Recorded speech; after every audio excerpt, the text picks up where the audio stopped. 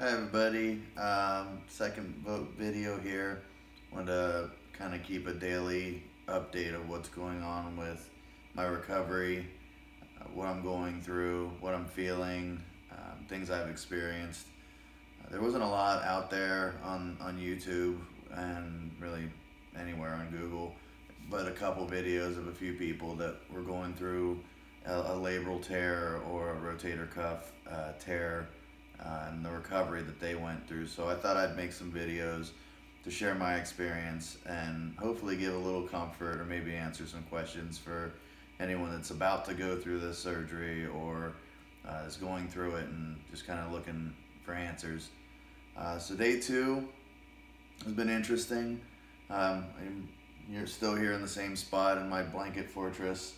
I go through kind of waves of being sweaty and gross, and then freezing and gross and okay and gross. Same shirting it. Can't really shower because of the bandages and all that.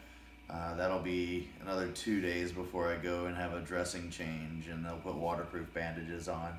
And I'll post a video when that happens and how that goes. But for now, I'm just stuck in this spot with the same clothes. I do have this little bandage here connected to the polar cube.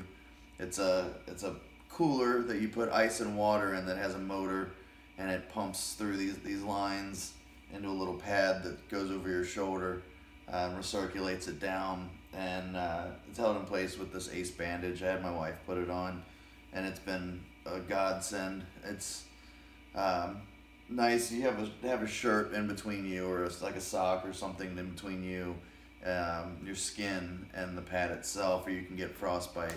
So if you're going to use something like this, make sure you have a t-shirt or something thin enough that'll let the cold get through, but not too thin that you can get frostbite. But with this, I do 1 hour on, 1 hour off. It's a lot of relief, keeps the swelling down, and when it kicks in, you feel it get cool, and it's really soothing. And by the time the hour's up, you're kind of over it. It's cold and can make you chilly. Things I've noticed today, I can move my hand, I can move my arm now. Yesterday with the nerve block that went in my neck, it numbed my whole arm. I could move my fingers and wiggle them, but I couldn't really do much else. It was weird. It's just like having a dead arm attached to your body. And over the course of the day, it was about, say, 36 hours, between 24 and 36 hours, somewhere in that window. Everything's a little fuzzy, but I started to get a little bit of movement, started to itch, which my wife went through a surgery where she was numbed and said that the itching is usually just those nerves firing back on and everything's starting to reactivate. So when you start feeling that itching, you know you're going to start feeling other things, which for me now is the onset of the pain, which is tolerable and managed right now. I've been taking my pain meds every 4 hours, 2 pills every 4 hours for pain. I take a nausea medicine every 6 hours, which I did have some nausea last night. Fortunately, didn't get sick, but I did wake up in the middle of a small nap feeling like I wasn't sure if I was going to burp or get sick, but like I said, luckily it was false alarm. Haven't had much sleep since the surgery. I probably slept 4 hours. Just kind of small bursts of naps where I'm watching TV and then I wake up and it's been 7 or 8 minutes and I had no idea what happened. Did have a couple, like one run of about 2 hours, and that's where I woke up feeling a little nauseous. But so yeah, I take the pain meds every 4 hours, nausea medicine every 6 hours. I also take a Tylenol extra strength, and my loving wife has given me stool softeners because apparently everybody has poop problems with the pain meds and the surgery and everything else. So I just follow along and whatever. I haven't been able to go number 2 yet. I have been able to urinate, so that's not been an issue.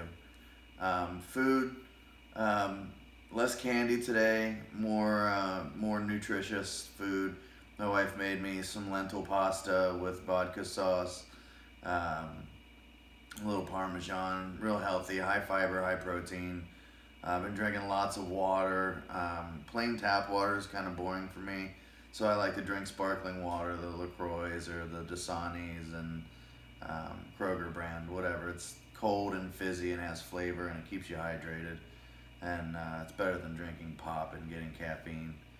So yeah, I'm getting a lot of soreness, stiffness in this area. It's nothing spiky is a way to describe it. Nothing pointy. It's a dull, constant pain. It does feel a little tight. Getting up earlier today, I twisted a certain way and I felt a pop, which terrified me. But so far, so good. Like I said, in 2 days I have an appointment to get the dressing changed and get waterproof bandages and start physical therapy so that I can get my arm moving. For now, they want me wiggling my fingers, wiggling my toes, and making a light fist just to make sure that, you know, you're keeping things moving, muscles are moving, and you're reducing your risk of blood clots.